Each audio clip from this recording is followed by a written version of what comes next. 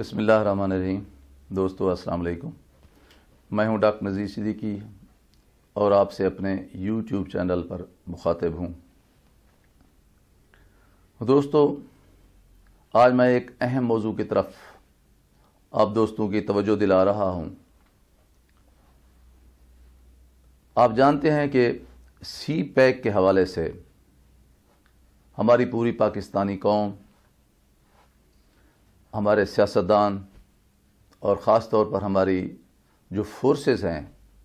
وہ بہت ہی پرجوش رہی ہیں، کیونکہ یہ جو سی پیک ہے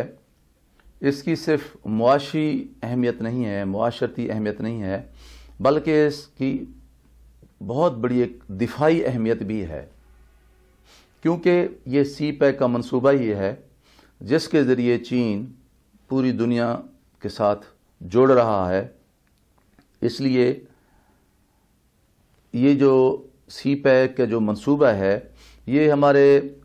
سارے یہ کشمیر، گلگت بلتستان اور کے پی کے، پنجاب اور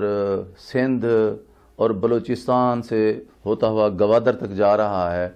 اس کا مطلب یہ ہے کہ ہمارے جتنی بھی صوبے ہیں یہ سی پیک کا منصوبہ سب صوبوں میں سے گزرتا ہوا اپنے منزل مقصود تک پہنچتا ہے۔ اسے آپ یوں بھی کہہ سکتے ہیں کہ ہماری جو ایک جغرافیائی جو ایک شکل ہے، اس سی پیک کے ذریعے اب اس ہماری جغرافیائی سرحدوں کی اور ہمارے صوبوں کی اور پاکستان کی موجودہ شکل کی جو باقی رکھنا ہے، اس کی جو اسے قائم رکھنا ہے، اب یہ پاکستان کے علاوہ چین کی بھی ایک قومی ضرورت بن گئی ہے، کیونکہ چین کا دار و مدار اب اس سی پیک کے ذریعے پوری دنیا کے ساتھ جڑا ہوا ہے، اور ظاہر ہے اسی جغرافیے کے اندر رہتے ہوئے ہی اس سی پیک کا جو منصوبہ ہے وہ مفید اور فائدہ مند ثابت ہو سکتا ہے۔ میرا موضوع صرف سی پیک تک نہیں ہے، میرا موضوع کچھ اور ہے، لیکن وہ بھی سی پیک کے ساتھ ہی جڑا ہوا ہے۔ یہی وجہ ہے کہ سی پیک کو ایک گیم چینجر بھی کہا جاتا ہے۔ یہ بھی کہا جاتا ہے کہ اس کے ذریعے چین اور پاکستان کے درمیان بہت تاریخی جو تعلقات ہیں، ان کی گہرائی، ان کی گہرائی، ان کی وسعت، ان کی لمبائی چوڑائی بہت بڑھ گئی ہے، اور اس میں کوئی شک نہیں ہے۔ یہ سی پیک کے تحت ایک موٹر وے بنائی گئی ہے جو ملتان سے لے کے سکھر تک جاتی ہے، اور یہ بہت شاندار قسم کی موٹر وے ہے، اور یہ اس وقت چل رہی ہے۔ اس کے نتیجے میں جو لوگوں کو بہت آسانیاں فراہم ہو گئی ہیں، لوگ کم وقت میں پہنچ جاتے ہیں، حادثات میں بھی کمی آ گئی ہے، ٹریفک کی روانی جو ہے وہ بھی بہت سموتھ طریقے سے چل رہی ہے، لوگوں کا وقت بھی بچ رہا ہے اور تیل بھی، ایندھن بھی بچ رہا ہے۔ اور پھر جہاں جہاں سے بھی یہ سڑک موٹر وے گزر رہی ہے ملتان سے لے کر سکھر تک، وہ سارے علاقے اب ترقی کے محاذ پر وہ جڑ رہے ہیں، اور اس سے علاقائی ترقی اور خوشحالی میں اضافہ ہو رہا ہے۔ یہاں تک تو بات ٹھیک ہے، اگرچہ یہ بھی ہے کہ اس کے جو راستے میں جو سہولتیں ملنی چاہیے تھی، خاص طور پہ جو تام کے علاقے ہوتے ہیں جہاں کھانا مل جائے، جہاں پیٹرول پمپ ہو، وہ ابھی تک نہیں بنے، رفتار ان کی سست ہے، جس کی وجہ سے ابھی تک یہ پوری طرح سے جو ہے فعال نہیں ہو پائی، کیونکہ بڑی جو بھاری ٹریفک ہے وہ پیٹرول پمپ نہ ہونے سے اور سروسز ایریا ابھی نہ چلنے کی وجہ سے ٹریفک کم ہے۔ لیکن جو ہی یہ سروسز ایریا مکمل ہو جائیں گے، مجھے یقین ہے کہ اس کی روانی میں مزید تیزی آ جائے گی، بہتری آ جائے گی، اور یہ خوشحالی کا ذریعہ بنے گی۔ دوستو، میں جس چیز کی طرف حکومت پاکستان اور انتظامیہ کی توجہ دلانا چاہتا ہوں وہ یہ ہے کہ بھی سی پیک کی تکمیل کے لیے ملتان سے لے کر سکھر تک یہ جو مٹی اٹھائی گئی ہے، اور مٹی کو اٹھانے کے لیے جو بھاری مشینری استعمال کی گئی ہے، اس کے نتیجے میں اس جو موٹر وے ہے سکھر اور ملتان موٹر وے، اس کے ارد گرد 10-15 کلومیٹر کے فاصلے پر جتنی بھی چھوٹی چھوٹی سڑکیں تھیں، سنگل روڈز تھیں، وہ ساری کی ساری اب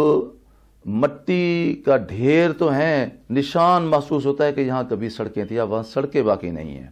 کیونکہ بھاری مشینری گزرتی رہی ہے، مٹی اٹھا کے سی پیک یا یہ جو موٹر وے ہے وہاں تک پہنچاتی رہی ہے، اس کی کبھی مرمت نہیں ہوئی، پھر یہ ان علاقوں میں گنا بھی پیدا ہوتا ہے، اور وہ پھر ٹرالیاں جب گنے کا موسم آتا ہے کرشنگ کا تو ٹرالیاں بھی گزرتی ہیں.